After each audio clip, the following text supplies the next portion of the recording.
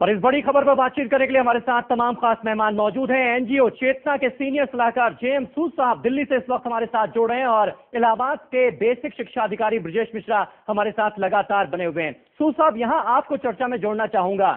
जमीनी हालात की अगर हम बात करें, सबसे बड़ी व्यवहारिक दिक्कत इस वक्त क्या है और क्या ये बात आपको ठीक लगती है कि बढ़ती महंगाई का बोझ हम बच्चों पर डाल दें?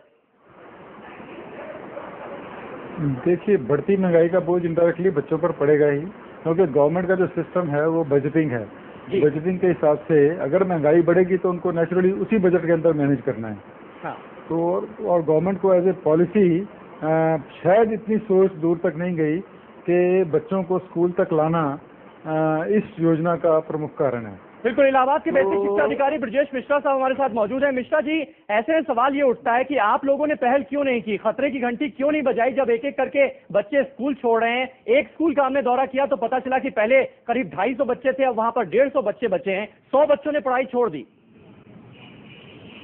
नहीं, जब महंगाई बढ़ी है जी और उस हिसाब से कन्वर्जन मनी नहीं बढ़ा है तो इस बात की चर्चा मासिक समीक्षा बैठकों में हम लोगों के द्वारा की गई है और ये आश्वासन भी दिया गया है डायरेक्टर एफडीएम के द्वारा कि इसकी कीमत बढ़ाई जाएगी और कन्वर्जन मनी जो है प्राथमिक विद्यालय उच्च प्राथमिक विद्यालय स्तर पर बढ़ा करके अब अगले माहों से प्रेषित की जाएगी।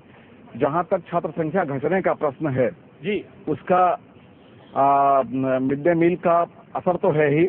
मिड डे मील से हमारी छात्र संख्या बढ़ी थी, तो हम ये नहीं कह सकते हैं कि मिड डे मील के कारण घटी नहीं है।